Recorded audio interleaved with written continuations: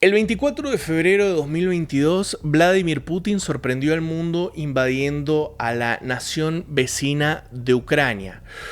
Un conflicto que a priori se mostraba como un desfile militar, ¿no? El ejército de una de las principales potencias militares del mundo atacando a una vecina, a una nación vecina que a priori se mostraba más pobre, más pequeña, periférica.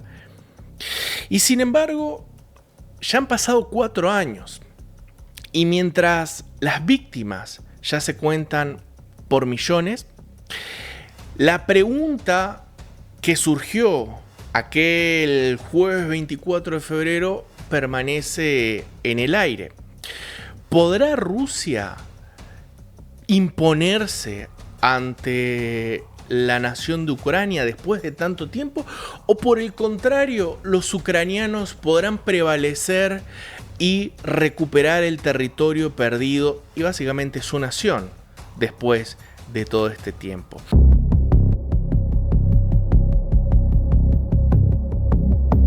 Hoy, para debatir este tema, tenemos acá primero a mi amigo, coequiper y co-creador de Gallos de Pelea, Agustín Valetti. Agus, ¿cómo estás? ¿Qué tal, Gaby? Qué bueno estar de vuelta, qué bueno hacer de vuelta otro programa de gallos.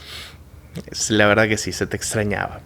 Y además de Agus, tenemos a quien ya lo conocen, estuvo la vez pasada, nuestro invitado, pero por sobre todas las cosas, amigo Rafael Arancibia, ex diplomático boliviano, quien nos acompañó en otro debate geopolítico acerca de Estados Unidos y China, pero que hoy se ha sumado acá nuevamente a Gallos de Pelea para hablar acerca del conflicto en Ucrania. Rafa, ¿cómo estás? Gracias por estar acá con nosotros hoy. No, gracias a ustedes, de verdad, Gabriel, Agus. Un gusto conocerte, Agustín, no te conocía. Un placer. Contentos igualmente. Y contentos de poder nuevamente tocar un tema tan importante hoy en día, trascendental para el mundo, y poder hacerlo con ustedes un placer y poder sacar pues conclusiones, tal vez, siempre tomando en cuenta que nosotros no estamos pues con la verdad, somos personas que observan este conflicto como cualquier otro, damos nuestra opinión, tratamos de encontrar puntos que puedan o ideas que puedan llegar a sumar para esta reflexión y eso, transmitírselas a ustedes, los que nos escuchan y nos ven, y poder aportar con algo a esta reflexión que hoy en día nos tiene muy preocupados. Sin lugar a dudas, sin lugar a dudas. No tenemos la verdad, pero estamos cerca de ella. Yo creo, antes de arrancar con el debate propiamente dicho y plantear nuestras posturas, quisiera preguntarles dos cositas. La primera es, no sé si ustedes estarán de acuerdo, pero para mí, si bien es cierto que Rusia ya había intercedido en la política ucraniana desde el 2014, cuando empezó el conflicto en el Donbass y toman Crimea, para mí este conflicto, esta invasión que se dio el 24 de febrero, marca para mí un antes y un después, un quiebre en lo que se considera el orden internacional, sobre todo el orden post Segunda Guerra Mundial. No sé si comparten esta idea. Si quieres arrancamos con vos, Rafa. Coincido, sí. Este conflicto bélico es uno de los más importantes del siglo XXI, si no el más importante, por su trascendencia y por cómo se configura en un escenario actual, contemporáneo, moderno, en el cual vemos que las nuevas formas de hacer, de plantearse estos conflictos, las nuevas formas en las cuales se desarrollan las guerras, son otras, no son las anteriores, en las cuales se medían únicamente entre bajas de infraestructura, bajas de soldados y daño de esta medida, y no en materia económicas como los actuales conflictos bélicos, con una economía muy conectada, con una globalización prácticamente que nos envuelve a todos. Este tipo de conflictos nos lleva a pensar de que las guerras han cambiado, las formas de hacerse daño han cambiado y cómo nos afecta a todo el mundo también ha cambiado, ¿no? Antes podríamos no enterarnos de algún conflicto entre potencias militares. Ahora, cualquier conflicto de potencias militares nos afecta inmediatamente. Lo hemos vivido, los hemos sufrido. Actualmente, este conflicto en particular de Ucrania y Rusia ha conllevado a que gran parte de las economías en todo el mundo se hayan visto tocadas con desabastecimiento de alimentos, de trigo, combustible, energía, etc. Entonces es muy importante, y yo creo que también deberíamos evaluarla en ese aspecto, ¿no? En comparación de cómo eran anteriormente las guerras bélicas y cómo son actualmente. Y con una reflexión para este punto inicial, que ninguna guerra es buena. Todos padecemos los resultados de un conflicto bélico. Y no hay ganadores, simplemente son estados que ponen en mesa sus intereses, y estos intereses los defienden de una manera bastante dramática, como es un conflicto bélico.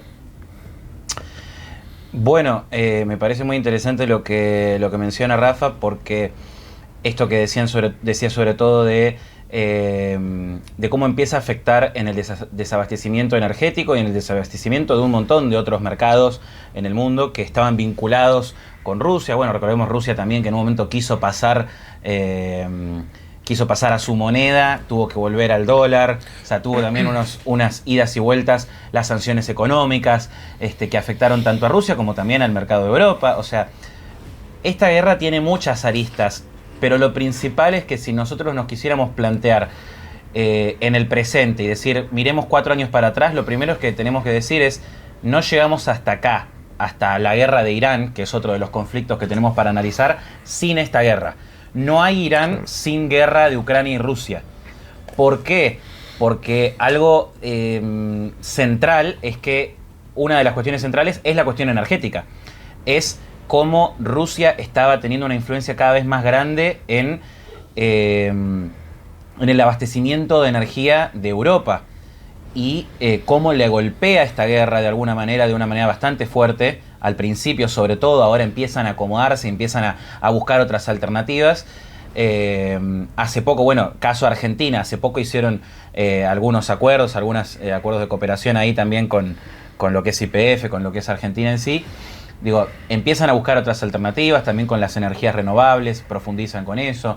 El modelo de la destrucción de lo que era la energía nuclear, todo eso también de alguna manera se vio confrontado en todo esto. Bueno, entonces, llegar al punto en el que es tan importante, que siempre lo iba a ser, igual el Estrecho de Hormuz, pero que tiene el peso tan grande, también es en parte por la conexión que había en su momento con lo de Rusia y Ucrania. Ahora, también es algo interesante de analizar. Repetí la pregunta principal, así me conecto de vuelta con la idea. La pregunta principal que vos habéis dicho, Gaby. No, si no les parece que esta guerra marca un antes y un después, sí, o que sí, como un parteaguas, sobre todo con el orden internacional, y lo decía sobre todo en relación a el retorno, si se quiere, de la Realpolitik, y que por primera vez desde la Segunda Guerra Mundial tenemos un conflicto en donde lo que está en juego no es solo la influencia de una nación o no, sino directamente ya la discusión territorial, ¿no? O sea, tenemos un proyecto imperialista como no se veía, insisto, desde 1945. Volviendo a ese punto, me parece muy interesante porque hoy en día también, con el tema de Irán, por eso también lo conectaba, por eso decía, no hay Irán sin antes lo de Rusia y Ucrania. Así como más adelante no habrá Taiwán sin antes haber habido Irán y sin antes haber habido Rusia y Ucrania.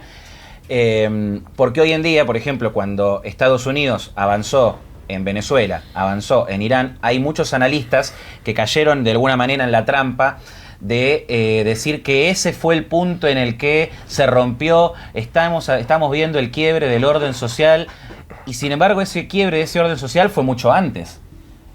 Y algunos de esos analistas quizás no habían puesto el grito en el cielo en su momento, cuando pasó lo de Rusia con Ucrania.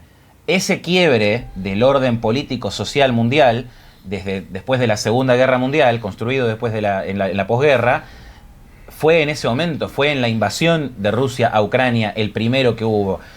Lo que pasa es que después se empieza a analizar el tema de Estados Unidos como, bueno, como Rusia no lo quiebra del todo porque nunca terminó de ser parte todavía de ese occidente de la posguerra y demás. Estados Unidos, siendo el ordenador de eso, lo está quebrando, se está como autoquebrando el propio orden que se autoimpuso en su momento el propio Estados Unidos. Ahora, lo interesante también es lo que implica en cuanto a la dinámica que se venía viendo ya de las nuevas derechas, algunas sobre todo en Europa que tenían vinculación directamente con el Kremlin, con Putin, pero también en sí con esta postura de soberanismo de los países, de la famosa revolución de las naciones versus el globalismo. Recordemos que esto se da 2021, estábamos apenas saliendo de la pandemia, del mayor experimento de la agenda globalista, de alguna manera.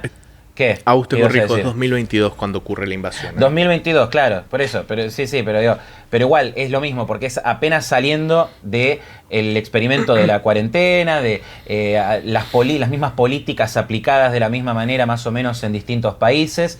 Y donde más se recrudeció de alguna manera también la puja de las nuevas derechas, de ese sentimiento de nacionalismo contra un globalismo que viene a de alguna manera imponer su agenda en distintos países. Entonces, de alguna manera Rusia en ese momento también generó muchas contradicciones. Para dentro de ese paradigma, como decíamos recién. No rompe solamente el orden social de la posguerra, sino también los nuevos paradigmas que estaban surgiendo. El paradigma de las nuevas derechas, que de alguna manera veían en Rusia unos tipos que decían: nosotros no queremos que estos organismos internacionales se metan con nosotros. Y era lo mismo que estaban diciendo ellos, pero de otra manera. Pero a la vez decían: che, pero no podemos defender a estos tipos. No, me parece que no podemos defender a estos tipos. Y empiezan a haber un montón de contradicciones hacia adentro de las nuevas derechas que de alguna manera se habían planteado como la defensa de el occidente que se estaba perdiendo, se estaba erosionando, se estaba evaporando. Y empezaron a tener que confrontarse con eso y ver de qué manera ellos tenían una postura propia y no era nada más algo que estaba siendo aprovechado por otro lado. Digamos, a mí me parece interesante porque toca muchas aristas de nuestro tiempo. Sin lugar a dudas, este conflicto ha reconfigurado la percepción política y desde donde separan un montón de sectores y aquellos incluso que no se han sabido reacomodar les ha salido caro. Bueno, lo hemos visto ahora en Hungría con Orbán, que perdió las elecciones y las perdió además de manera amplia, ¿no? Sí. Si bien es cierto que Orbán también lleva bastante tiempo gobernando y ya los últimos años estaba arrastrando problemas bastante serios para con Hungría en materia de corrupción y de distintos aspectos. Pero bueno, como acá en Gallos de Pelea nosotros tratamos de ir al grano. Bueno, no, vamos a hacer una pregunta antes de ir al hueso. Yo quiero preguntarles, para dar un poquito, ¿qué experimentaron? Porque me parece que es una cosa... ¿Qué pensaron ustedes ese jueves 24 de febrero de 2022 cuando se levantaron, abrieron los medios y pimba? Rusia invade Ucrania. ¿Qué se les cruzó por la cabeza? Porque, digo, es una cosa... No se veía algo así. Sí.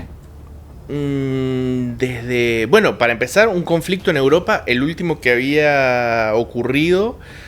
de tal magnitud de que una nación invade otra, era desde la guerra de los Balcanes, y todos los que estamos acá o no estábamos vivos, en el caso tuyo, o éramos muy pequeños, con lo cual nunca habíamos experimentado, habíamos vivido durante las invasiones de Irak y Afganistán, pero eran cosas que ocurrían allá lejos y además en lugares casi inhóspitos. Pero de repente ver que dos naciones, que gente como uno de pronto está siendo invadido y demás, no sé, ¿cómo lo vivieron ustedes? ¿Qué se les cruzó por la cabeza?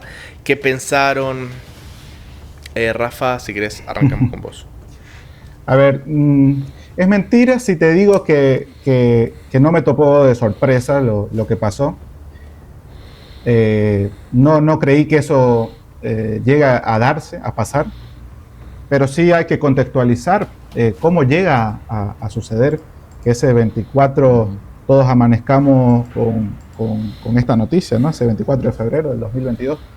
Y yo me pongo a pensar de que contextualizando esto no es algo reciente, algo que se veía venir, si bien nosotros éramos incrédulos de que en estos tiempos puede existir una guerra de tal dimensión o una ocupación territorial de tal dimensión, pues nosotros hayamos anticipado esa situación. Yo creo que la historia que arrastra esta situación que viven estos dos países viene de hace mucho atrás, ¿no? Desde su propia configuración como estados independientes, desde la Unión Soviética y cuando eran un solo territorio. Después un 2014 con una toma de Crimea, pasando y transitando gobiernos que fueron aliados políticamente de Moscú, y posteriormente a la expansión de una alianza militar como lo es la OTAN y las recurrentes advertencias que tenía Rusia sobre esta posibilidad de que Ucrania sea un miembro activo de la OTAN. Sí.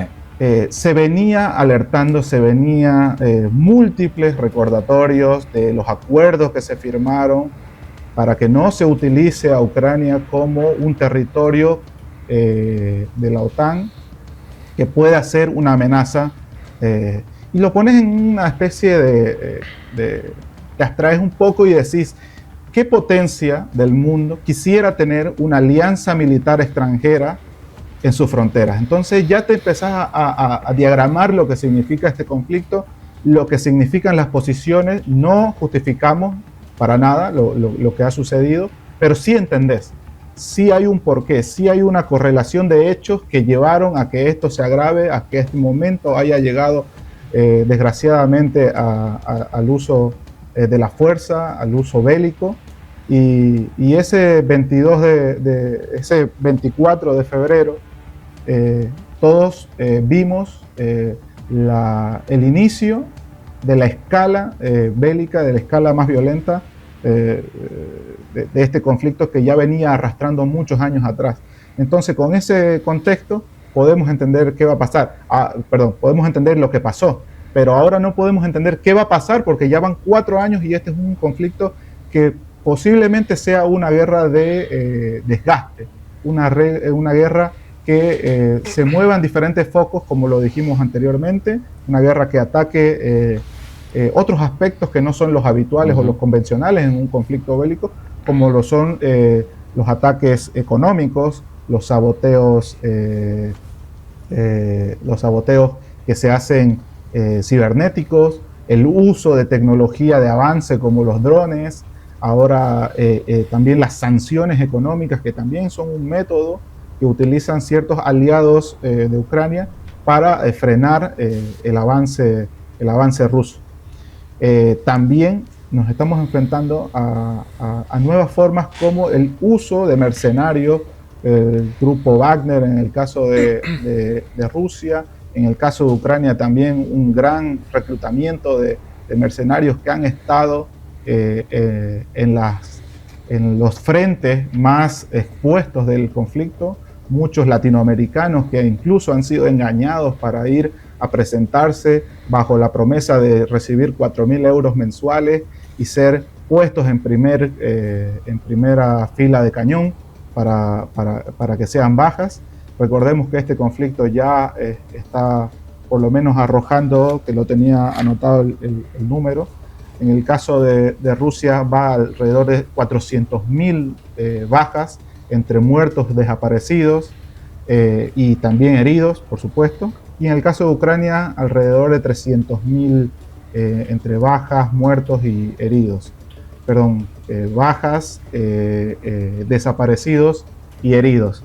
Entonces, ya nos da la magnitud para saber que esto es algo horroroso, pero que en un entendimiento de hacia dónde va, podemos ver que va a ser una guerra de desgaste.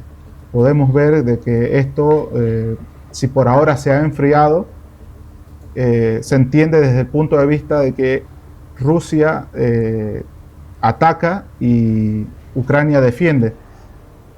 Y cuando atacás, tenés que emplear muchos recursos, porque también es toma de territorio. Recordemos que Rusia tiene posesión, en su mayor momento tuvo del 30% más o menos de territorio ucraniano, y actualmente tiene un aproximado del 20%, 19-20% del territorio. Y tener esa presencia, sobre todo en el sur de Ucrania, es recursos, recursos humanos, recursos bélicos, y que hacen que esta guerra sea cara, ¿no? Sea cara. Y con las sanciones que ha sufrido Rusia, tener que soportarla a estas alturas se hace una agonía. Pero se están reconfigurando las fuerzas, se está yendo a negociar a Pekín, en el caso ruso, y en el caso ucraniano también se ha visto también el apoyo, si bien ha disminuido el apoyo de la administración Trump, sí ha incrementado el apoyo de países de la OTAN de Europa. Hay unos 90.000 millones que ya se han descongelado para apoyo. Entonces esto es lo que vemos, o lo que yo creo que va a pasar, es una guerra de desgaste. También está pasando o atravesando una especie de atascamiento, pero que esto se va a reimpulsar conforme se vayan a configurar sus nuevas estrategias para llevar adelante esto. Es muy grande, es muy difícil de saber en qué punto exacto nos encontramos de la guerra. Sabemos que hay una especie de estancamiento, sabemos que el conflicto con Irán y Estados Unidos, Israel, se ha llevado un poco de los reflectores y también del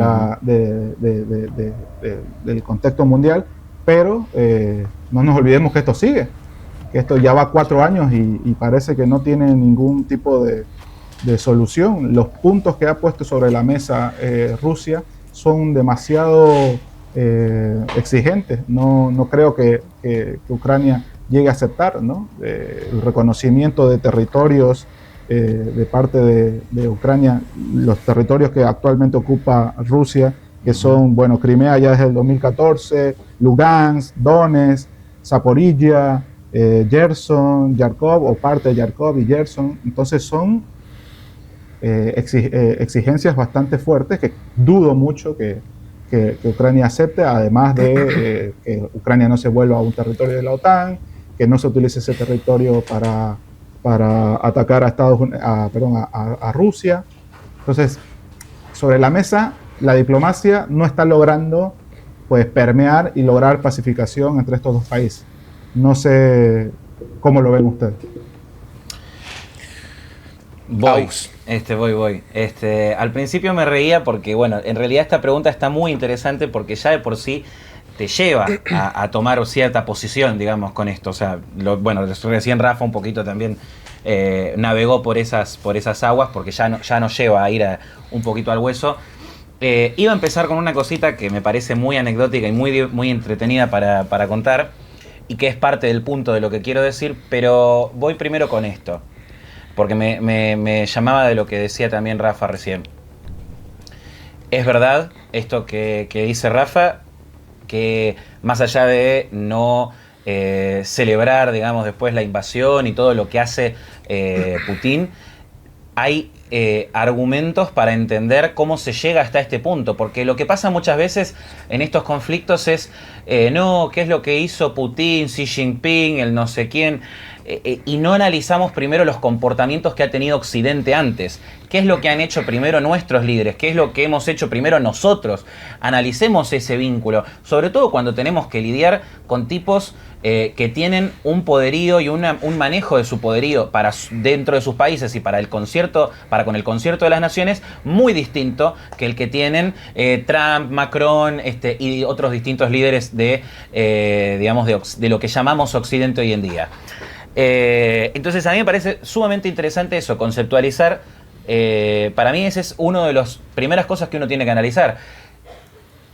Cómo se estaba queriendo presionar en el último tiempo, antes de la invasión de Ucrania, para que Ucrania sea parte de la OTAN. Y como bien dice Rafa, ¿quién quiere tener a los que dicen que son de alguna manera tus enemigos, que todavía tienen una gran rusofobia completamente, a veces fundamentada, a veces como una exageración de parte de las élites, y que de alguna manera te ponen ahí en la puerta de tu casa con un país que vos ya tenés un conflicto, una disputa de soberanía, una disputa del origen de la nación, porque acordémonos que cuando surgió el principio de esta guerra, lo que primero se empezó a discutir era dónde había surgido Rusia, que si surgía primero en Kiev, todas las discusiones del origen, básicamente como hacer un Rómulo y Remo y discutirnos a ver de dónde había salido la identidad de Rusia, de Ucrania, si era compartida, si era algo que se había dividido en algún momento de la historia, distintas discusiones de esa índole. Entonces, me parece que con un país que ya tenés un conflicto, también incluso identitario, pero incluso también que te viene y te mete a una veintena, más de una veintena de países, te los mete en el medio cuando se te involucra en la OTAN. Y yo no sé si yo quisiera en Argentina tener acá al lado bases navales de la OTAN y de Gran Bretaña, que las hay, digamos. O sea, así como uno no lo quiere, digamos, en su país, me parece que también uno lo puede analizar dentro de ese contexto. Ahora, ¿eso justifica la forma en la que lo manejó Putin? No. Ahora, sí lo que introdujo Putin es esta cuestión de Realpolitik, y también lo hizo ante un deterioro, porque estaban queriendo avanzar con Ucrania para que se una a la OTAN, a la vez que estaban deteriorando la forma en la que Estados Unidos se involucraba en el mundo. Entonces, de alguna manera, Putin dijo, bueno, me están cagando por un lado, pero por el otro lado yo les puedo ir y avanzar y hacer lo que se me cante, porque están haciendo un desastre. Recordemos que parte de cómo llegamos a esta guerra es también por la retirada desastrosa que tuvo el gobierno de Biden de Afganistán. O sea, son como cosas que se van dando, que se concatenan de alguna manera. En el medio que se dan los primeros ejercicios de Putin en Ucrania, se dan los primeros ejercicios militares de Xi Jinping en Taiwán. O sea, hay también un mal manejo de la capital de Occidente, como lo conocemos hoy en día, que es Estados Unidos, y Washington, el Pentágono en particular, y de todo Occidente en general, de la Unión Europea incluso también, en todo este tiempo. Y cómo estuvieron quemando guita a montones en todo este tiempo, que también es una crítica que uno se puede hacer, no solo por una guerra que puede ser, digamos, algunos dicen por el alma de Europa, por defender a Europa contra la agresión externa, que puede tener un montón de sentido en muchos aspectos, pero tampoco siento que hubo un contralor en este tiempo, no hubo un control de hacia dónde, cómo se manejaba esos fondos, se quemó mucha guita, el tipo se la pasó haciendo prensa por todos lados. Bueno, tengo después muchas críticas en particular para el señor Zelensky, pero te tiro una que es directa de 2022, yo te la mencioné hace poco cuando hablamos de este tema en un chat, que es el posteo que yo hice ese año. Uno que para mí fue poquito después de que empezó la guerra, y yo ponía: muchos hoy se plantean una guerra mundial, esta solo se justificaría de haber un mundo libre que defender. Si no, ya estamos vencidos antes de haber levantado un solo fusil. Los que quieren ir a la guerra para luchar el autoritarismo de Putin son los autoritarios de casa. Y después lo sigo con: si hay guerra mundial, ¿por qué mundo libre lucharemos? ¿A qué mundo libre volveremos? ¿Al de la reconstrucción de los estados nacionales y las democracias liberales, o al de la distopía autoritaria de control estatal fascista que devino de la utilización política de distintas situaciones? Ejemplo, la pandemia. Entonces, a mí me parece muy sintético, tratando de tomar ese punto. Yo creo que tenemos que ver primero ¿qué es lo que hacemos nosotros? Esa es mi posición principal. ¿Qué es lo que hicimos nosotros para llegar a eso? ¿Y qué es lo que hacemos y qué es lo que vamos a hacer hacia adelante? porque esto también es una realidad. Cuando se hablaba en ese momento se hablaba de guerra mundial. Habían gente que estaba ya sonando las alarmas de guerras nucleares directamente, de vuelta. Siempre se vuelve a ese fantasma, porque obviamente todavía el paradigma de Occidente se rige por ese fantasma, por la disuasión nuclear y demás, por supuesto. Ahora, es verdad que también había una élite política de Estados Unidos y del mundo que estaba buscando llevar al mundo a una tercera guerra mundial, a mi juicio, que quería llevar al mundo a una guerra mundial, y eso para mí también es algo de lo que uno tiene que analizar cuando ve esto, porque es parte de decir qué tipo de liderazgos estábamos teniendo, y de tipos que de alguna manera no estaban leyendo el mayor conflicto de nuestro tiempo, que es el de Estados Unidos y China, más que el de Estados Unidos y Rusia.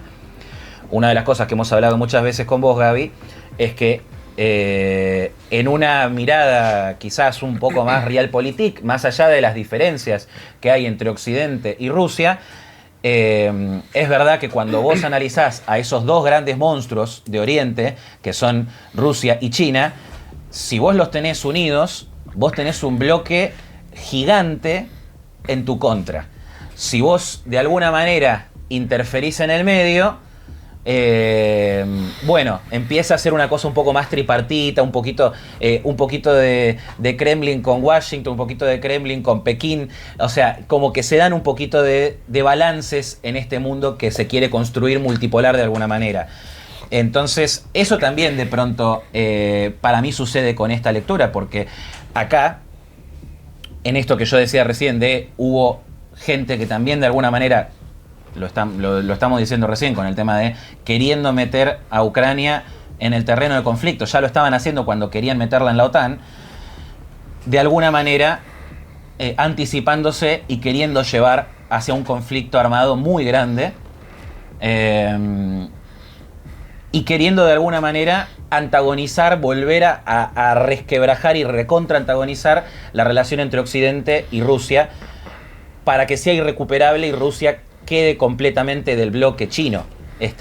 Para mí hay algo de eso, para mí hay una cuestión ahí también de un mal manejo de la famosa multipolaridad, que no existe por existir, porque todo el tiempo la estamos discutiendo. No es que a los 90 nació la multipolaridad, no, la multipolaridad se construye, y si vos la dejás de construir de alguna manera, estás dejando todo servido para que sea unos y otros y a los tiros. Bueno, me toca a mí. Vaya. No, a ver, tomo... Ya, igual al final nadie respondió que vivió esa mañana, pero bueno, no importa. Yo sí lo voy a hacer. A mí la verdad es que me choqué un montón porque... igual después les voy a responder con respecto a las cosas que dijeron, pero... A mí me choqué un montón porque la verdad es que no... Si bien en aquel entonces, en el mes desde diciembre, Rusia había desplegado un montón de tropas en la frontera de Ucrania para hacer los famosos ejercicios militares que después terminaron en la invasión, lo cual me recordó un montón a lo que hizo Hitler con Polonia, que también hizo unos ejercicios militares al lado de la frontera y dijo, no, es un ejercicio militar, no se preocupe, no pasa nada, y pumba, invadió. Lo cual, nada, otra curiosidad o otro paralelismo con los muchachos que supuestamente luchaban para desnazificar Ucrania, ¿no? Los que tienen a Wagner y ahora tienen el Afrika Korps.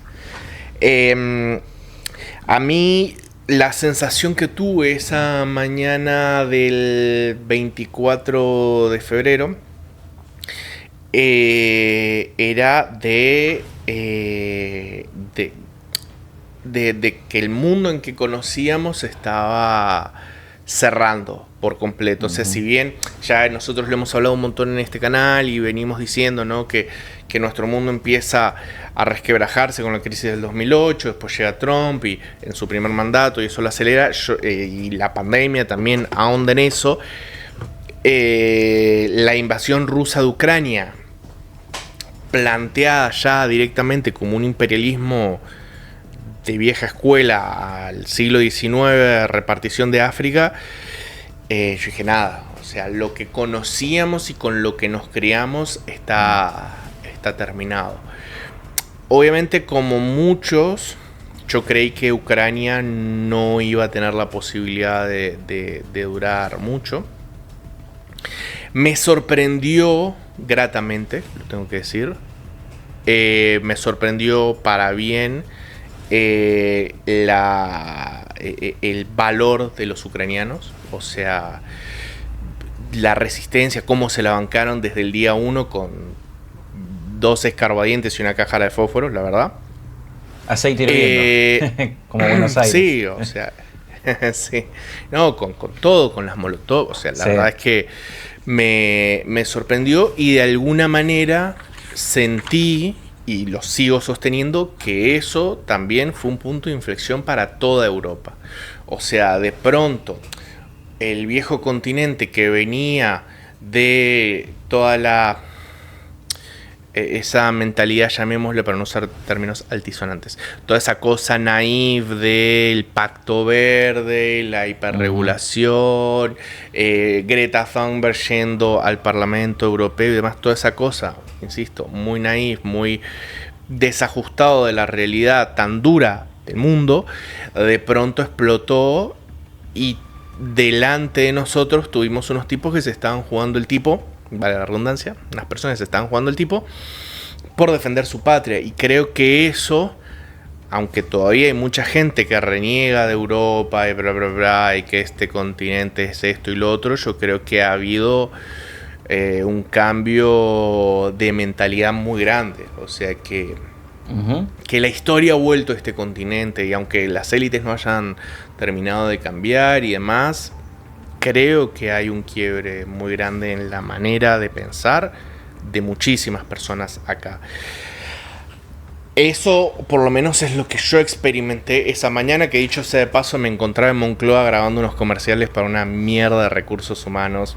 Que bueno, nada, surrealista en medio, mientras estaba, yo pensaba que entrábamos todos en guerra, yo estaba entrevistando a unos estudiantes para preguntarle cómo conseguían laburo, pero bueno, eso es tema aparte.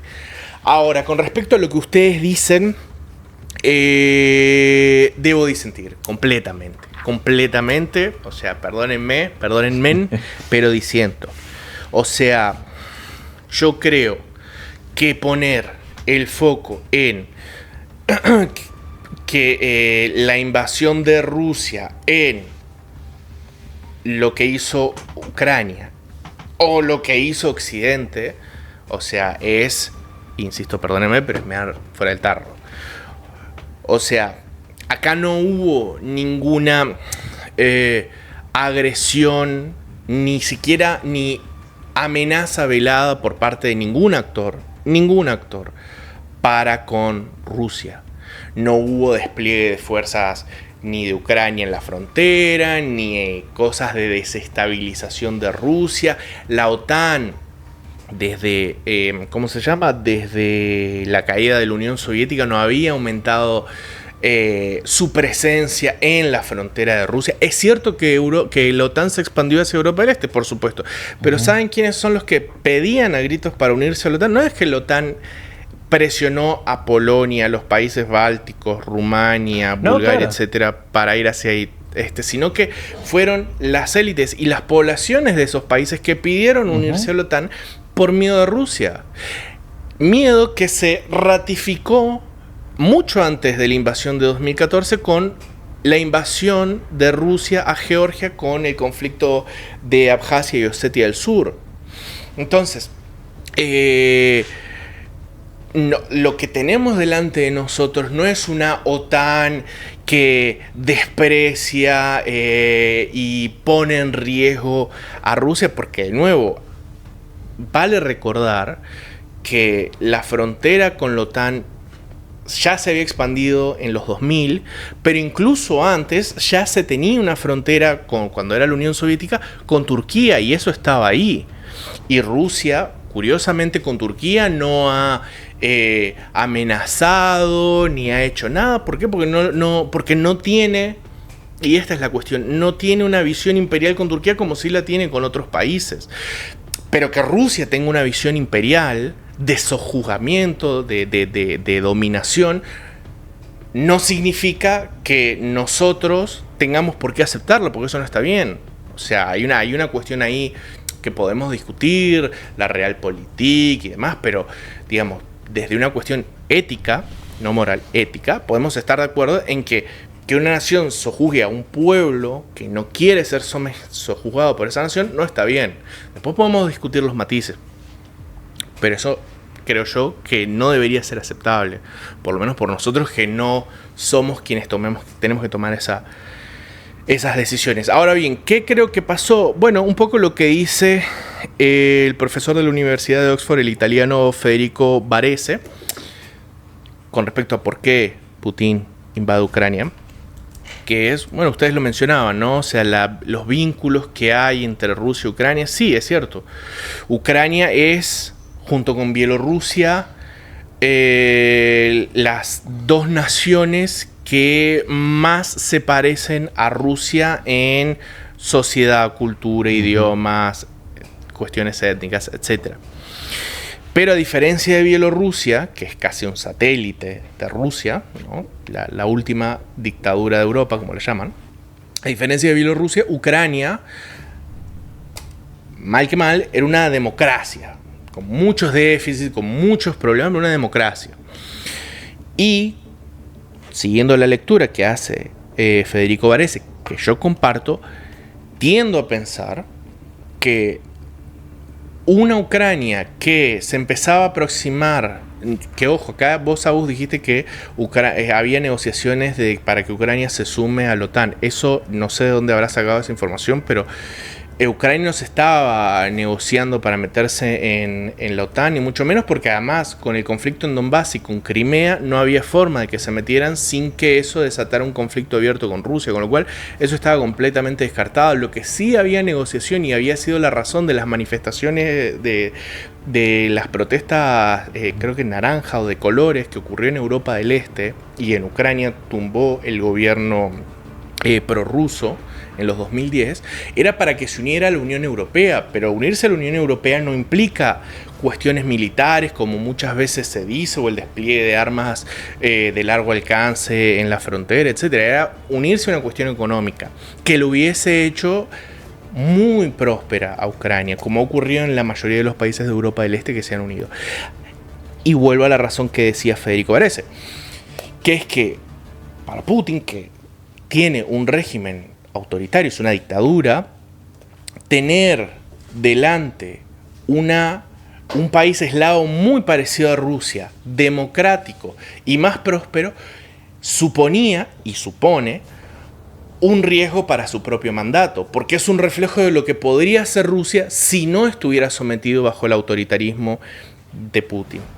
Y por eso creo, y no por esas cuestiones de realpolitik o realismo que plantea John Mearsheimer, que esa es la verdadera razón por la cual Putin se planteó invadir Ucrania, y también porque él tiene, o sea, reconozcámoslo, él tiene una visión imperialista de Rusia, ¿no? O sea, Rusia es esa nación que tiene que someter a sus vecinos. Perfecto, Putin tiene esa visión, pero eso no quiere decir que, bueno, está bien. No, o sea, fenómeno, es como, tenés un asesino y el tipo piensa que hay que matar a todos. Bueno, pero no tenemos por qué pensar que nosotros no tenemos por qué modificar o adaptarnos a sus pretensiones. Y si es una persona violenta, pues nada, se la corre, se la desplaza. No tenemos por qué nosotros modificar nuestra forma de vivir porque tenemos un violento. En las sociedades funcionales se hace eso. Si tienes una persona violenta, se la encierra, se la mete en prisión. No es que nos adaptamos nosotros para que él pueda sentirse cómodo. Bueno, creo yo que en este caso debería ser así. Dicho todo esto y habiendo planteado nuestras posturas, que me parece muy piola que lo hayamos hecho, porque era un poco la idea, quiero preguntarles, llevamos 4 años, por las razones que sea, en las cuales obviamente diferimos, lo que a priori parecía que iba a ser un desfile militar, ¿no? Creo que todos coincidiremos, ¿no? Que Rusia, creíamos que Rusia iba a aplastar a Ucrania y no ocurrió, ¿no? Y lo que vimos, yo acá no sé si coincidirán, vimos una Rusia muy precaria, muy precaria. No sé si se acuerdan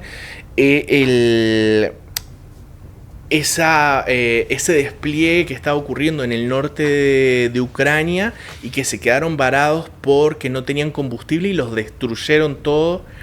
O sea, lo que vimos es un ejército que se presentaba ante el mundo como la segunda potencia. Incluso muchos decían que Rusia estaba por encima en términos militares que China, y terminó siendo una cosa muy precaria, muy precaria. Sí. ¿Cómo creen ustedes que esto va a seguir, siendo que llevamos 4 años, según los datos, déjenme que se los leo porque lo tengo acá, según los datos de el CIS, bueno, según los datos que tengo acá, que son esto, del Center for Strategic and International Studies, Rusia ya ha perdido, tiene de bajas, que es muertos, heridos y demás, 1,2 millones de personas. O sea, una locura. ¿Cómo creen que esto va a terminar? Si es que creen que esto va a terminar. Te tomo, ¿Rafa? Si te... Ah, bueno.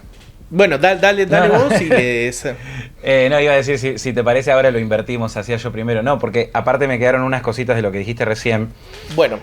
En primer lugar, que es... Esto yo creo que un poquito, no sé, supongo que la postura de Rafa, por lo que veo, es más o menos parecida a la mía en algunas cosas. Digo, por lo menos lo digo desde mi lugar, ¿no? No es una defensa del régimen de Putin cuando planteamos las cosas que planteamos, o por lo menos, vuelvo desde mi lugar, cuando planteo lo que planteo, sino analizarlo desde un lugar, de un mundo complejo, justamente, en el que vos tenés que lidiar con tipos, no es lo mismo como vos decías recién, el asesino, que lo querés encerrar y alejar de la sociedad, que tener que lidiar con tipos que manejan cierto poderío y ciertos mecanismos de negociación también hoy en día en el mundo, que te complican justamente el simplemente decir, bueno, vamos a ir contra todo, contra él, y lo vamos a exterminar, porque también exterminarlo es exterminar probablemente su nación, porque por algo tenemos las discusiones que tenemos con el caso de Irán. O sea, toda esta cosa de que Irán no pueda desarrollar su arma nuclear es, no queremos que Irán termine teniendo más poder del que ya tiene hoy en día. O sea, que termine siendo un actor de tanto peso como el que, por ejemplo, hoy tiene Putin, o el que tiene Xi Jinping, o el que tienen Kim Jong-un y demás. Entonces, me parece como que creo que ese es el punto, y que el error, y eso sí me parece interesante, uno tiene que analizar cómo uno llega ahí. Si vos sabés que las negociaciones, obviamente, como vos decías, la de la Unión Europea y también de la OTAN, si bien no había nada en físico, sí se sabía que era el siguiente paso de la OTAN, que ya se estaban haciendo conexiones. No había un documento de la OTAN bajando, estos son los puntos de la unificación de Ucrania con la OTAN, vamos a poner esta base acá, allí, allá, allú. No era una cosa así, pero sí se sabía que se estaba avanzando en eso. Entonces digo, porque después todas las demás hay un montón de propaganda, obviamente, del propio régimen de Putin, de Rusia. Por ejemplo, Putin, como vos decías, al principio decía, no, pues nosotros vamos contra los nazis. Esto no es ningún imperialismo, chicos. Nosotros queremos ir contra los imperialistas, contra los nazis. Queremos salvar a la humanidad. También después decían lo de los laboratorios, que lo hemos hablado, que sí, que probablemente Ucrania tenía laboratorios nefastos ahí en su territorio, como los tienen en China, como los tienen en Estados Unidos, como los tienen en Irán, como los tienen en Israel, y no por eso se entra y se invade un territorio a los tiros. Entonces la justificación tiene que ir por otro lado, porque que hay gobiernos que hacen cosas turbias, los hay en todos, en los más, los que nos gustan más y los que nos gustan menos.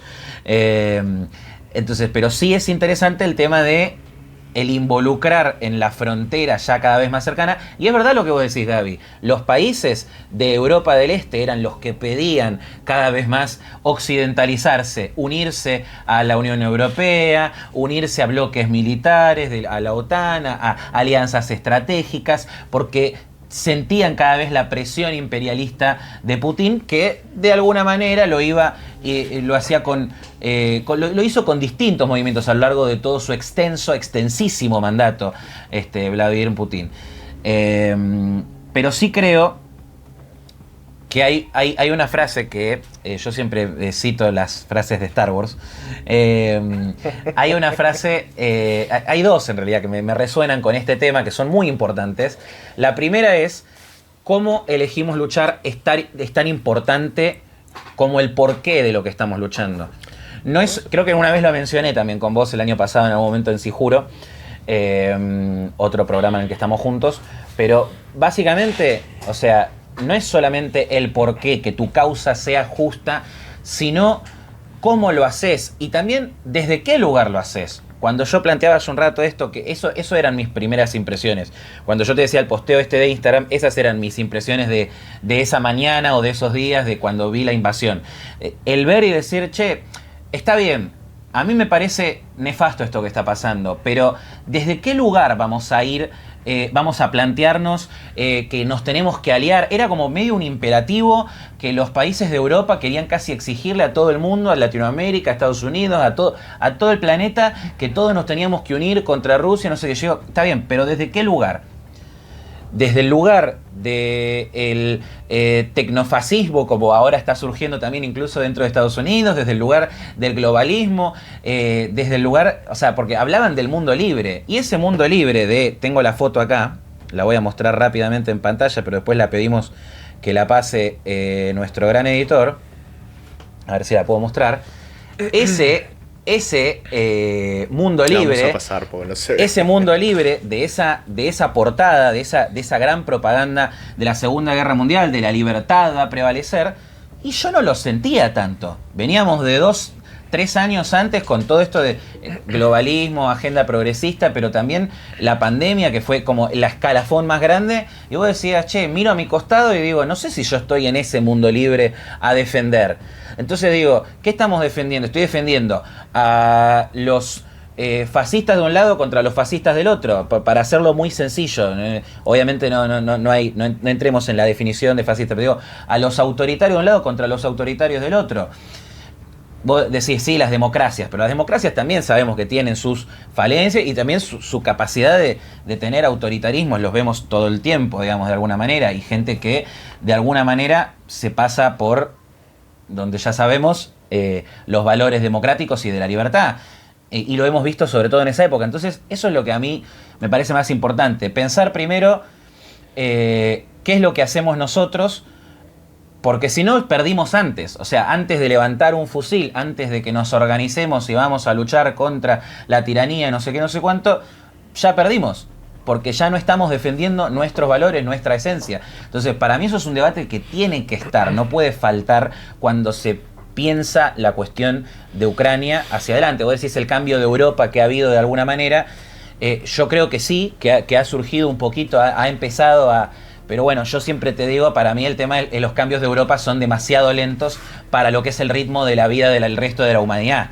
Y ese es el principal problema que hay con cómo se van dando esas cosas y cómo sus élites aparte se van acomodando. Bueno, cuestiones para otro debate, para otro tema. Yendo al tema más concreto, y acá voy a tratar de ser más sintético, ¿cómo lo veo cerrando a este conflicto? Yo creo, como vos dijiste al principio, es una guerra de desgaste. Es una guerra que desde el principio igual, yo no me comía la del gran poderío militar ruso, que no sé qué. Lo que pasa es que sí sorprendió, como vos bien decís, la resistencia ucraniana y cómo pudieron utilizar todos los recursos a su disposición.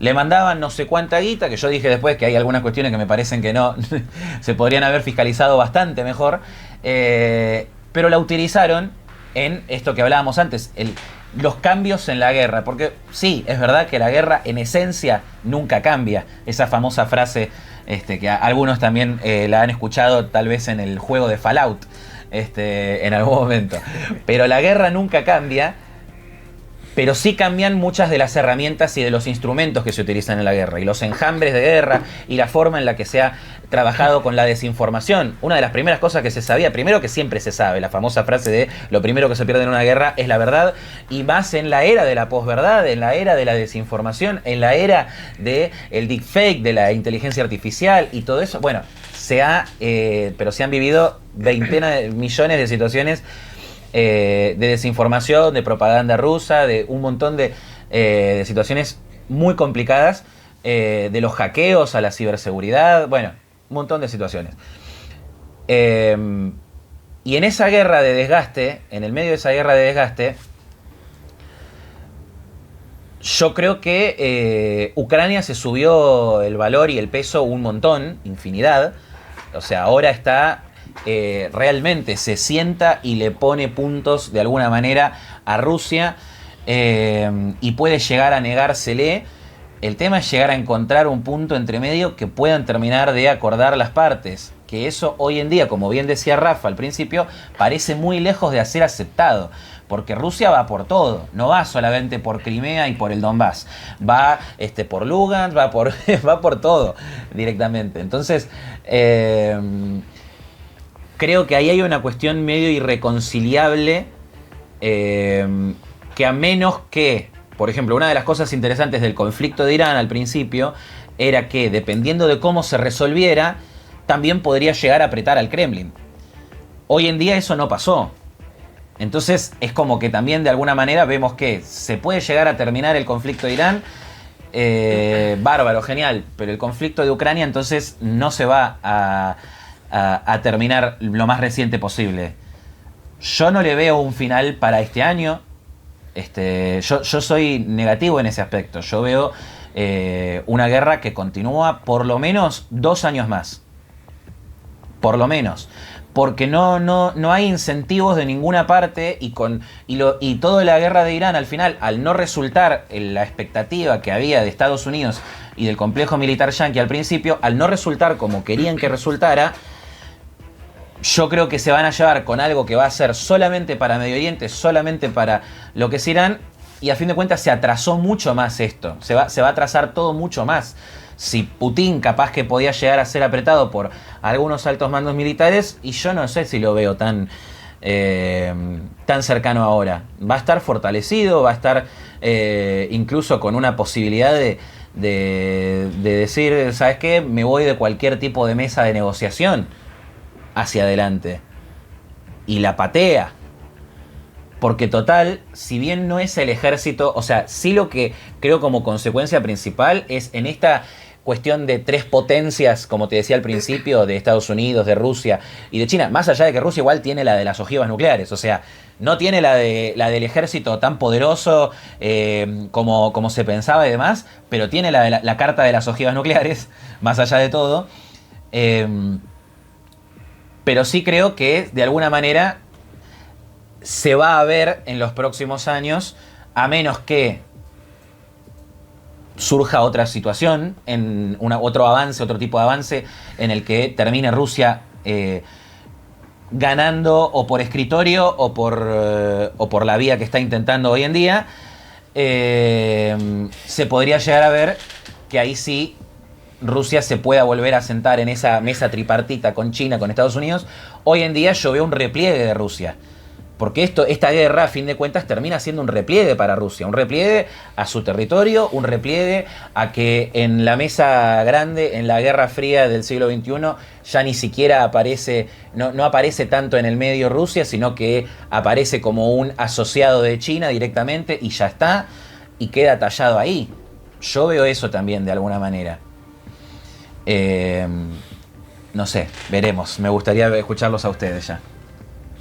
Yo voy a hacer un paréntesis, Rafa, antes de darte, porque eso que decís del repliegue es súper interesante. No hay que olvidarse que en medio de todo esto, Rusia ha perdido poder en el Cáucaso con Armenia, sí, que ya no interviene en el conflicto de Nagorno-Karabaj. O sea, Azerbaiyán lo ocupó. Que olvidemos, no nos olvidemos que Azerbaiyán, ¿cómo se llama? Es un aliado de Turquía y no de Rusia. En Asia Central también ha perdido influencia. Kazajstán se está desvinculando mucho de Rusia. Bueno, la OTAN ha salido reforzada en medio de todo esto. O sea, todos los países de Europa están rearmándose, remilitarizándose. Se ha expandido. Se sumó a Suecia y Finlandia, con lo cual la frontera de la OTAN, que supuestamente se quería evitar, se amplió por muchísimo. Y ahora, este año, el Sahel prácticamente se ha perdido. Para que Rusia había logrado desplazar a Francia en Mali, Burkina Faso y Níger, y ahora lo ha perdido a manos de fuerzas yihadistas, con lo cual, como vos bien decís, Aus, Rusia está replegándose completamente, para no olvidarnos que el frente en gran medida está siendo sostenido ya no por soldados rusos, sino por mercenarios norcoreanos, o soldados norcoreanos que contrata, con lo cual, nada, esa era la superpotencia militar que nos vendían hasta 2022. Pero bueno, Rafa, te doy la palabra. Dale. No, me gusta mucho la cantidad de información que se va aportando a esta reflexión. La verdad que es importante que nosotros de alguna manera reflexionemos con información que tal vez no es del todo precisa y nos va a servir para entender de dónde viene este conflicto, cómo está y hacia dónde va. Hiciste una pregunta que me parece que es muy importante y es casi central en esta reflexión, que es de dónde sacamos los datos sobre las intenciones de la OTAN con Ucrania. ¿Cuál fue la intención o la excusa para que entendamos cómo reaccionó Rusia? Y dijiste que, bueno, que no habían datos claros de una presencia de la OTAN o de un coqueteo con Ucrania y esta alianza militar que es de la más importante del mundo, como es la OTAN. Y sí hay datos, hay información, cómo no. El 2008, en la reunión de Bucarest, de la OTAN, la reunión de la OTAN en Bucarest, el 2008, dentro de sus declaraciones y de las cosas que impulsaba a Estados Unidos, era precisamente incorporar a Georgia y a Ucrania como miembros de esta alianza militar, y lo hizo con un aspecto que es formal y es oficialmente y está escrito dentro de la declaración de Bucarest, que fue la firma de un MAP para Georgia y Ucrania, que es el paso previo a ser parte de la OTAN. Es el plan de acción de adhesión. Eso es un documento oficial, eso es información que sirve para que nosotros veamos desde dónde vienen las intenciones de la OTAN para expandirse, como bien lo decías, Gabriel, expandirse como lo ha logrado y formar parte a estos otros países que son estratégicos, como lo era Georgia y como lo es Ucrania. Pero no solamente de ahí, o sea, estamos hablando del 2008, pero antes también hubieron intentos de la OTAN para adherir a Ucrania.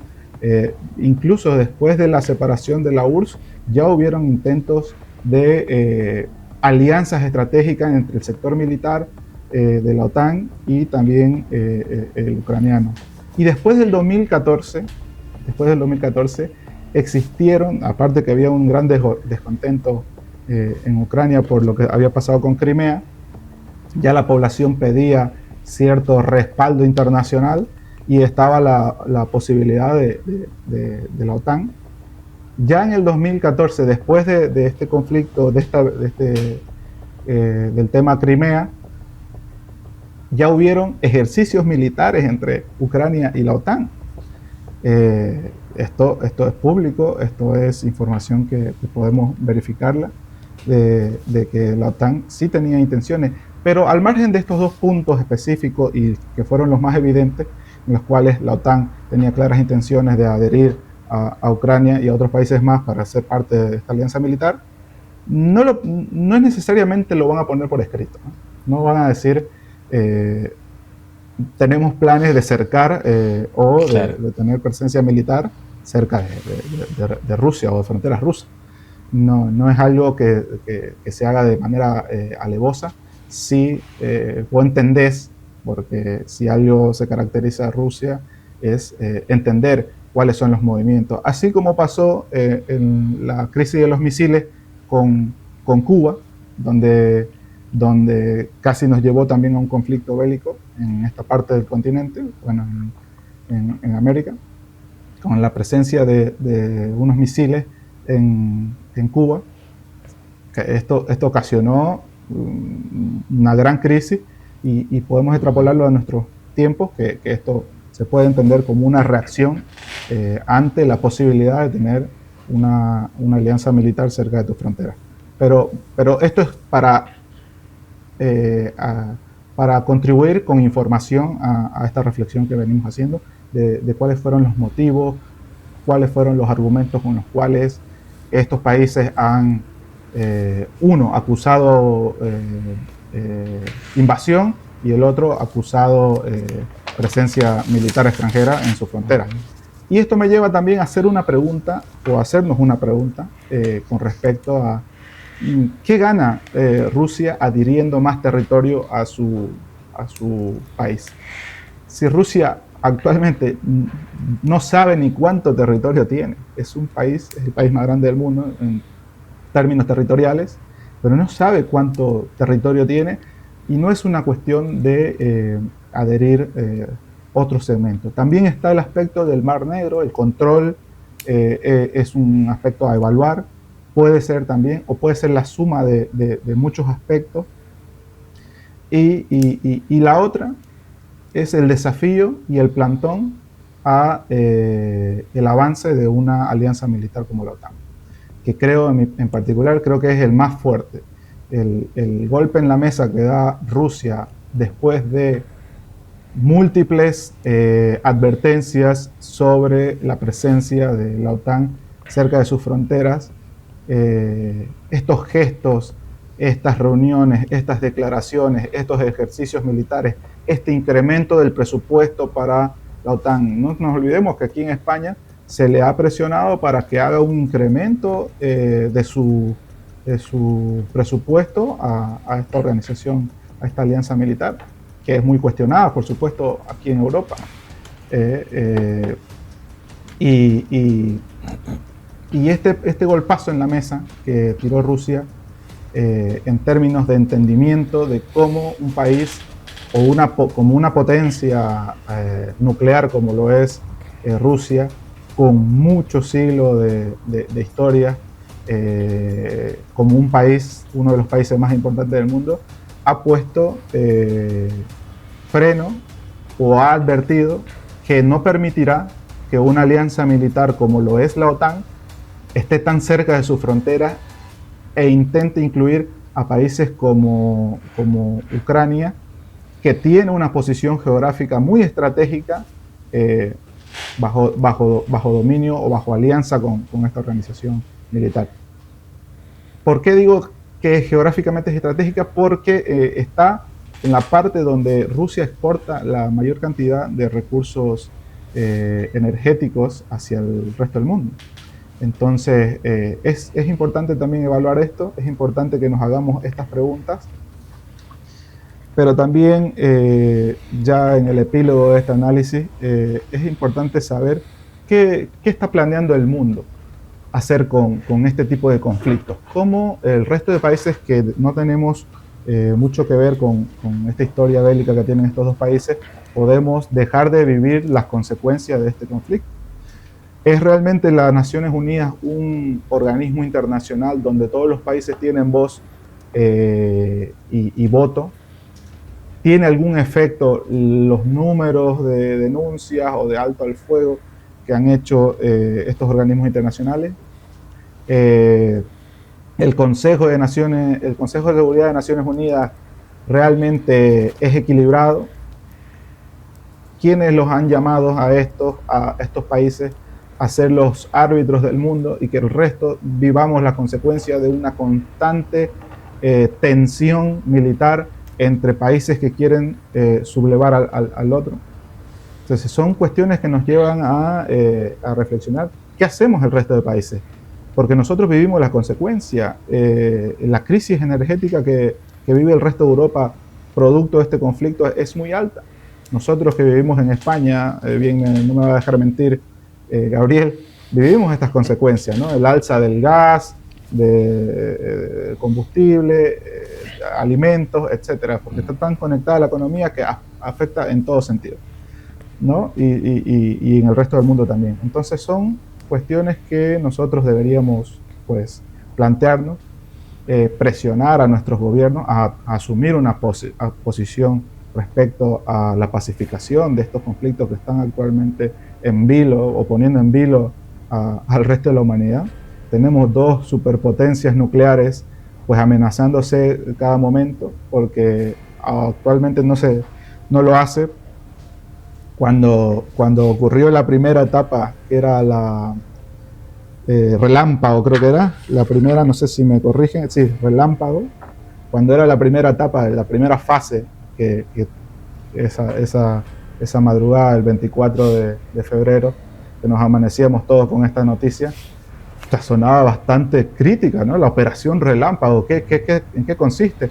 En 3 días llegar hasta Kiev, cercar al gobierno y ponerlo a su disposición. Eso era una amenaza que nosotros amanecimos con esa información, ¿no? 3 días en los cuales pues Rusia iba a deshacer a Ucrania, y el resto del mundo estaba bastante preocupado con esta posibilidad. Luego vino una fase 2, la devastación total o algo así se llamaba, y fases que fueron suspendiéndose poco a poco, porque evidentemente la guerra actual no se mide en los mismos términos que antes, ¿no?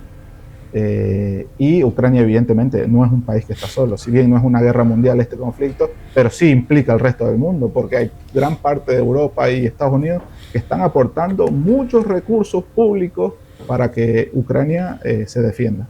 Y lo mismo en el caso de la alianza que tiene Irán, Rusia, China, India, qué sé yo, son países que también están haciendo lo suyo o están aportando con su granito a este conflicto.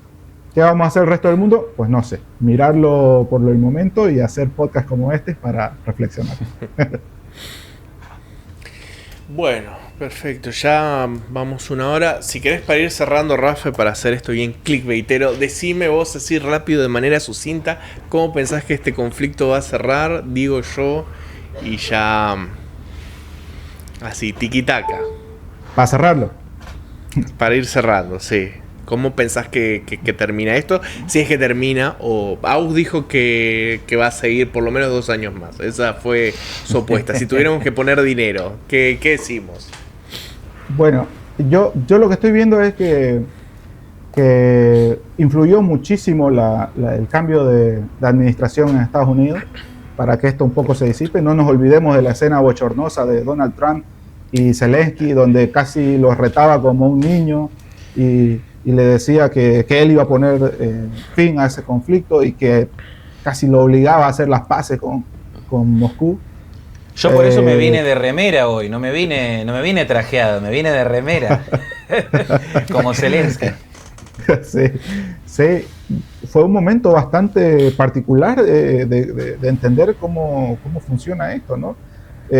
Zelensky en una posición casi de sumisión por la cantidad de recursos que Estados Unidos ha aportado y que con toda la moral del mundo le reclamaba o le condicionaba a Zelensky una posición ante una situación bastante difícil. Zelensky no iba a dar marcha atrás, de hecho también afecta, y es un punto que tal vez no lo tocamos aquí, también afecta el conflicto interno que tiene Zelensky. Todos los ucranianos y quieren llegar a un punto de paz, de pacificación, porque evidentemente está siendo devastadora esta guerra para esa sociedad, para todos, pero particularmente para Ucrania es bastante devastador. Es por eso que actualmente incluso se encuentra en una posición de dificultades de reclutamiento.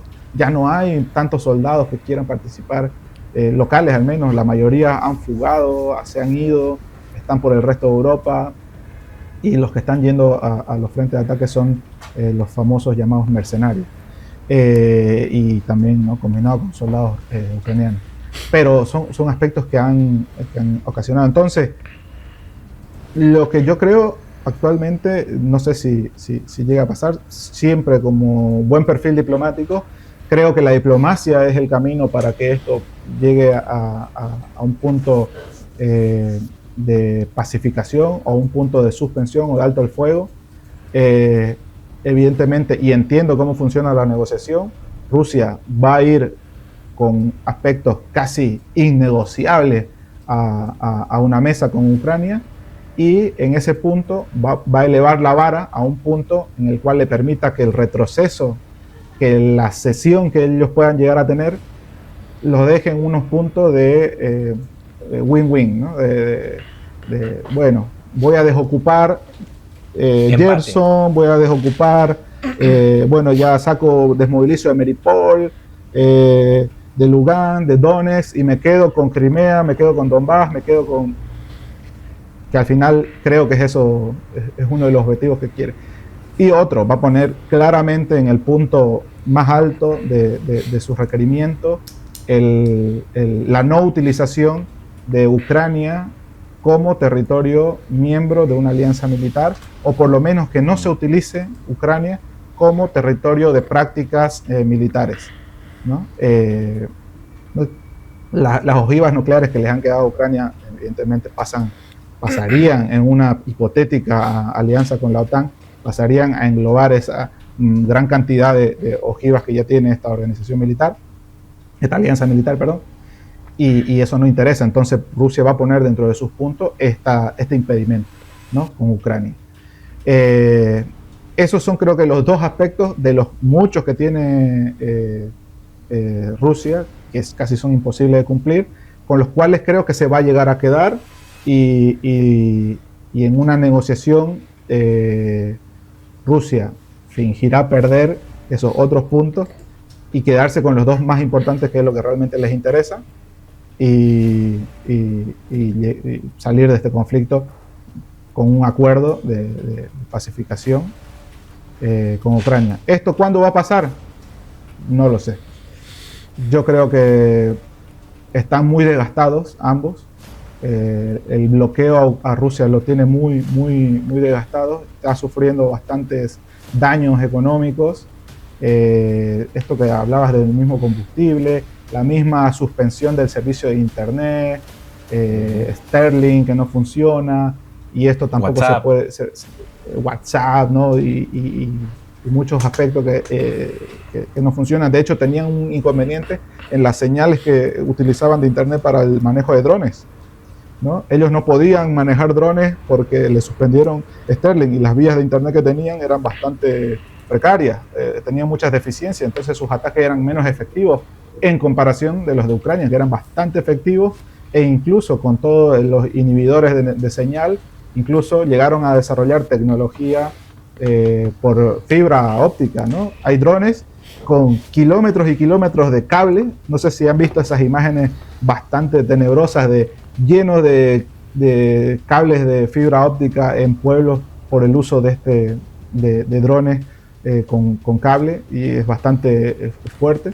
Y es interesante saber cómo la tecnología del lado ucraniano es bastante más práctica, incluso en el mismo financiamiento, porque Rusia tiene el problema de centralizarlo todo, y el Kremlin hace como Estado muy pesado, entonces cuesta desplegar recursos para los distintos frentes y es costoso mantenerlo. Y en el caso de Ucrania tiene una capacidad empresarial que está apoyando y es un poco más ligero, y esto se materializa a la hora de financiar defensa, financiar recursos, tanques y todo lo que está proveyendo Europa en materia de recursos para sostener esta guerra. Entonces, la respuesta, y así de corta y cierro, no sé cuándo se va a terminar. No creo que en el largo plazo, creo que en el mediano plazo puede ser que coincida con August en 2 años más o menos. Y el cómo creo que va a ser en una mesa de negociación diplomática donde medien algunos de los países más neutrales en este sentido y pueda darse fin a esto. Bueno, buenísimo. Yo creo que en una de las... primero, vos, corregime si... ¿Vos dijiste que Ucrania tiene armas nucleares? ¿Te entendí mal? Creo que después de la separación de la URSS... Se las entregó a Rusia. Ucrania se quedó con ojivas nucleares.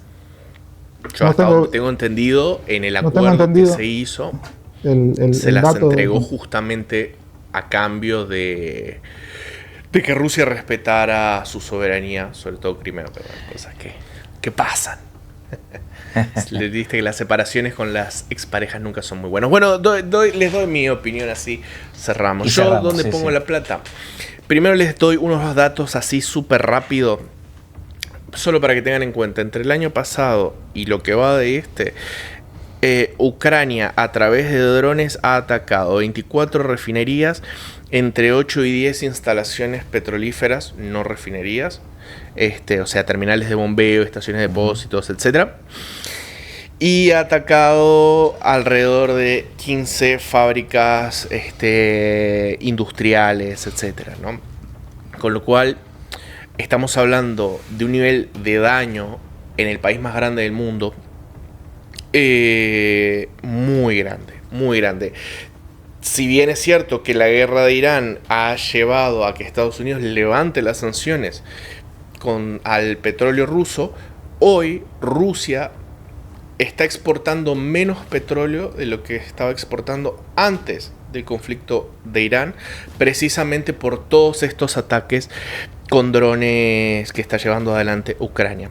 Además, entre medio, y vos mencionabas eso de cómo Ucrania está pudiendo superar ampliamente en términos tecnológicos a Rusia, precisamente por este modelo laissez-faire que tiene Ucrania en comparación con Rusia, que es completamente centralizado. En este último tiempo, Ucrania ha desarrollado, yo acá tengo algunos datos, bueno, los famosos FPV, el más importante, que es el Palianitsa, algo así, que es el principal dron misil que tiene Ucrania, pero además tiene el Long Neptune y el Flamingo, que son misiles de crucero, o sea, de largo alcance, los famosos misiles que le pedía en su momento Zelensky a Biden, y que Biden se los daba, pero que no le permitía utilizarlo en territorio ruso. Bueno, ya Ucrania produce los propios, y son muchísimo más baratos que cualquier cosa que produce, ¿cómo se llama? El complejo militar industrial norteamericano. Por todo esto, y sabiendo cómo funcionan las cosas en Rusia, en donde cuando un líder, Rusia, que tiene una historia desde el Rus de Kiev, no, mentira, desde Moscú, porque el Rus de Kiev era una cosa como más democrática para la época, ¿no? Pero desde Moscú, desde el Principado de Moscú, que tiene esa dinámica profundamente autoritaria, muy marcada por la experiencia de los mongoles, cuando un líder le empieza a ir mal en la guerra, pues eso suele desembocar en catástrofes. Lo vimos con la revolución que ocurrió tras el fracaso de la guerra ruso-japonesa a principios del siglo XX, y lo vimos después en lo que desembocó el fracaso de la Primera Guerra Mundial con la Guerra Civil Rusa, en donde Rusia se fragmenta y pierde territorio, y lo volvimos a ver a finales del siglo XX con el fracaso de la guerra en Afganistán, en donde la Unión Soviética se quiebra y un montón de países. Bueno, primero cae el Pacto de Varsovia, y ahí es donde se separa toda Asia Central, el Cáucaso y los Bálticos, Bielorrusia y Ucrania. Teniendo en cuenta estos datos, teniendo en cuenta la industria militar ucraniana, que se está convirtiendo en una de las principales del mundo, al punto de que, como consecuencia de la guerra de Irán, los países, las petromonarquías del Golfo no han ido a Estados Unidos, han ido a Kiev a firmar, o mejor dicho, que Zelensky ha ido a las petromonarquías a firmar acuerdos militares. O sea, Arabia Saudita ya no le compra defensa a Estados Unidos, se la compra a Ucrania. Teniendo en cuenta todo eso, y teniendo en cuenta los adelantos tecnológicos que está desarrollando Ucrania en todo lo que es robótica y demás, no nos olvidemos que el mes pasado Ucrania empezó a desplegar por primera vez baterías de defensa que defienden posiciones sin necesidad de soldados. O sea, ya no hablamos de drones, sino de robots que defienden zonas. Y que Zelensky se planteó una métrica de 50.000 bajas al mes.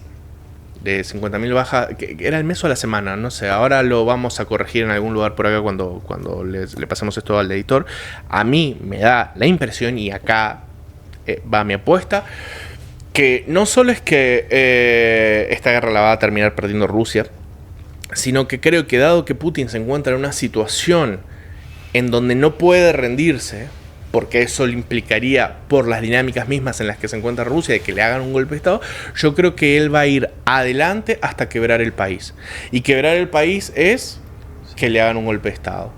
Creo que Rusia, el 24 de febrero de 2022, o mejor dicho, Putin, el 24 de febrero de 2022, condenó el futuro de su nación. No solo destruyéndola en términos económicos, en términos de infraestructura, por todos los ataques que mencioné antes de Ucrania, y acabando con su juventud, enviándole una picadora de carne en Ucrania, sino que también creo que que Rusia como organización política fue condenada ese jueves 24 de febrero, porque yo creo que el futuro del Estado ruso está condenado, y creo que no sé en qué tiempo, pero Rusia se va a terminar fragmentando, como ya vimos después de la Primera Guerra Mundial y tras el fracaso de la guerra de Afganistán en los 90, finales de los 80. Creo que el futuro de Rusia como entidad está condenado, y en todo caso veremos Chechenia por un lado, el Rostov del Don por otro, Vladivostok por otro, Kazán por otro y demás, como dinámica que ya se empieza a dar ante el fracaso de este conflicto de Putin, en donde vemos señores de la guerra, casi señores feudales, ejerciendo cada vez más dominación sobre sus territorios y manifestando un rechazo hacia este conflicto. Esa es mi apuesta. Veremos qué pasa. A todo o nada. Pero fuiste con la apuesta. Con el sueño, hasta con el sueño húmedo europeísta de la balcanización de Rusia, todo. No, pero es que me parece que si... Es que viendo cómo se están desarrollando los eventos y viendo lo que ha pasado, lo que ha ocurrido en el pasado, yo creo que Rusia se va a balcanizar. No me cabe ninguna duda. No me cabe ninguna duda. O sea, pongo plata. No me cabe ninguna duda porque no tiene salida. Y viendo precisamente que incluso en el último tiempo Ucrania está consiguiendo incluso recuperar territorio, yo soy Zelensky, ¿por qué iría a firmar ningún acuerdo con Putin? Ya no dependo del armamento norteamericano porque estoy armándome yo, Europa me da dinero, o sea, no tengo ninguna razón. Y encima le estoy haciendo pelota a Rusia. Y por el otro lado, Putin no puede rendirse. Entonces es como ese mito griego en donde se junta el zorro que no puede ser cazado con el perro cazador que nunca falla la presa. O sea, no hay forma. No hay forma, son incompatibles los dos. Entonces creo que uno se va a quebrar. Y en este caso, aunque parezca muy loco decirlo, o en 2022 hubiese sido un delirio, creo que hoy, en 2026, el más débil es Rusia, no Ucrania. Pero bueno, veremos qué pasa. Por lo pronto les agradezco a los dos un montón por estar acá, por su tiempo, por su dedicación. A todas las personas que nos están viendo del otro lado, primero que nada agradecerles por su tiempo. Decirles, bueno, que como siempre se suscriban, y si pueden ayudarnos con un like, eso sería un montón. Y decirles que en los próximos días / semanas veremos cómo evoluciona todo esto. Acá mi compañero, amigo y coequiper Agustín Valetti va a sacar un video súper interesante acerca de Cuba, así que los invito a que estén súper pendientes porque acá va a hablar de eso. Y yo, por mi parte, voy a sacar un video acerca del sionismo religioso y el plan del Gran Israel. Así que quédense presentes, como siempre, suscríbanse para enterarse de nuestras publicaciones y nos vemos en un próximo video de Gallos de Pelea. Por cierto, redes sociales, muchachos, rapidito. Agus, ¿qué red social? Exactamente, bueno, @Agustín Valetti en Twitter, Instagram, en todos lados. Rafa. @Rafael Arancibia en todas las redes. Ahí está. Y yo, Gabriel Sarti S. Gabriel Sartis. Todo pegado para buscarme en Twitter. Dicho esto, les mando un saludo en Twitter. Exactamente. Dicho esto, les mando un saludo muy grande y nos vemos en la próxima. Chao, chao.